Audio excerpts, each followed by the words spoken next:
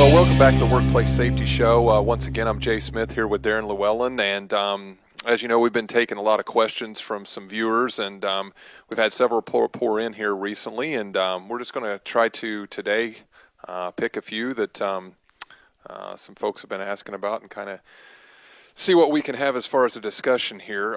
Very popular question. Our guys don't do hot. We don't work hot. We don't work live, I guess you should say. So this NFPA 70E stuff, I guess it really doesn't apply to me.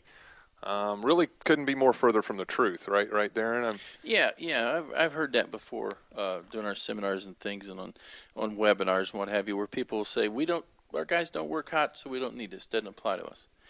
Well, there's a little thing called lockout tagout that you all may have heard of that makes this apply to you. Yeah. First of all, I mean, if they don't do live work, good. Great. Yeah, fantastic. I mean, that's a we applaud you. Fantastic. You can get, I mean, that's what 70E is all about. Right. But going a step beyond that, I mean, this lockout tagout thing is kind of a little sticking point. Yeah, because we love it when you work de-energized. That's the number one way you can protect your people. OSHA will say that. We say it. NFPA says it. De-energize. But when you de-energize something, part of the lockout tagout process for us electrical geeks is that we have to prove it's off. You don't just turn it off and then try the switch or something. You have to actually take a voltmeter and test the circuit to make sure it's de-energized. Right. Now, when you do that, that's live work. Absolutely. Even if you've turned it off, because it's live work because you haven't proved it's off yet. Right. So anytime you haven't proven it's off, it's on. Right. Even if you're really sure it's off, it's on until you've proved it.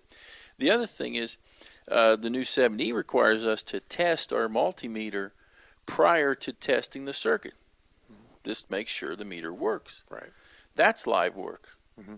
So then you test the circuit to make sure it's off, and that's live work. And then you got to test again the meter when you're done to make sure the meter still works. Mm-hmm. Till all those processes are done, that's live work. So someone would have to be trained on all the procedures in 70E, equipped with all the PPE that they would need, just as if somebody would that did hot work every day. Right. So there's no difference between somebody that doesn't do hot work and a group that does. Absolutely. You all need it. Yeah, and great points. And I mean, once we've gone through this process, then I'm assuming at this point we can remove the clothing. That we've established it's not live, but that's why. Finding these hazards, doing this arc flash analysis, if you are shutting it down to do this work, wonderful. But we're also talking about a small little window of time here that you're wearing this clothing. Right.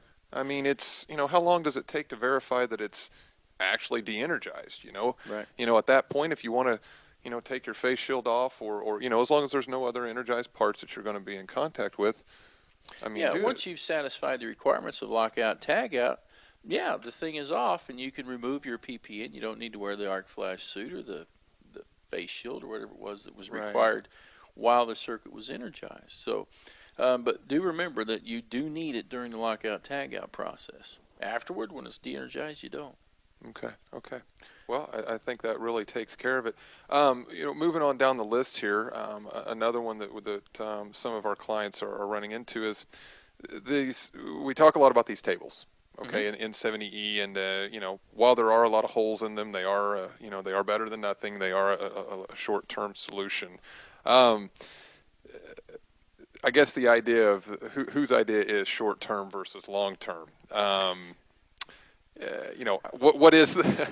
Do you see what I'm trying to go here? Yeah. Where this viewer is trying to go is. We've been using the tables now for 4 years. Okay, and that's our excuse every year when the budgets come up because we don't want to spend X number of dollars to have an arc flash analysis, so we're just going to use the tables forever. Right. 4 years kind of sounds long term, doesn't it? I would say so. Yeah. I guess the real underlying question there is what troubles are we possibly bringing on ourselves? In the event something would happen, an individual would get injured, and let's say OSHA. We don't like to speak for OSHA here, but let's say that OSHA comes in. Well, we've been using the tables. We've been protecting our people.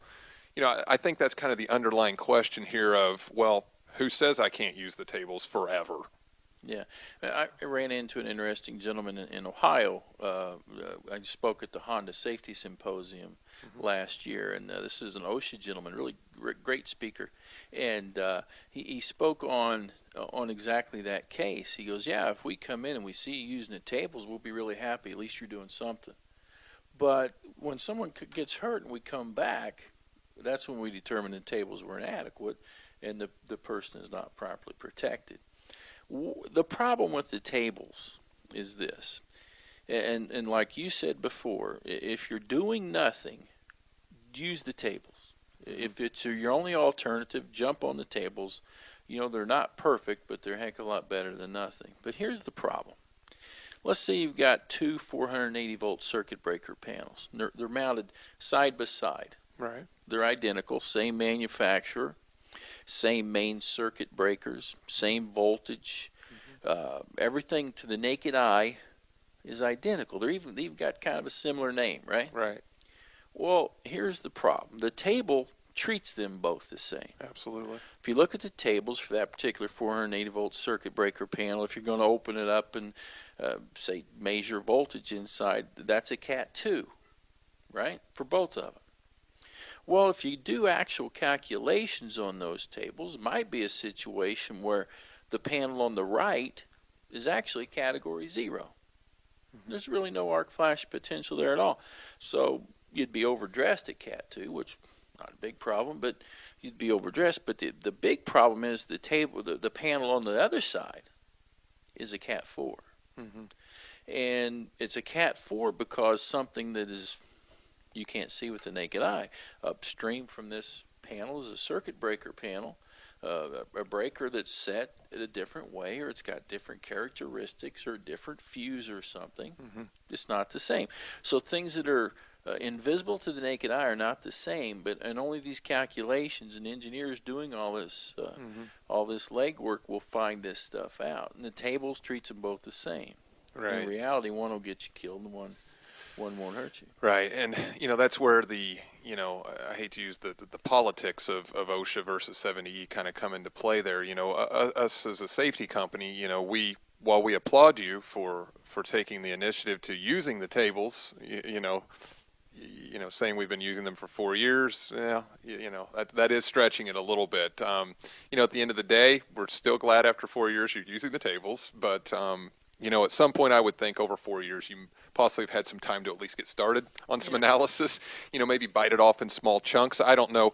I don't remember in this instance if this viewer was a giant place, with hundreds of thousands of square foot or buildings, but I would think that you could at least start doing some samplings, if anything, trying Yeah. to find out what these hazards are and maybe get a little bit further defined, because you're right. The longer you go with just kind of guessing, it's better than nothing, but still, Yeah, you know. and there's some people, us for instance, who are always going to have to use the Sure. tables because our field technicians are in plants all the time, every day, Yeah. and they don't get to see labels because Right. they're there to put them on. Yeah. Service techs, Yeah, a lot of, service techs, so. anybody out working in somebody Mhm. else's factory, Sure. maybe may have to use these tables long term because you have no other alternative.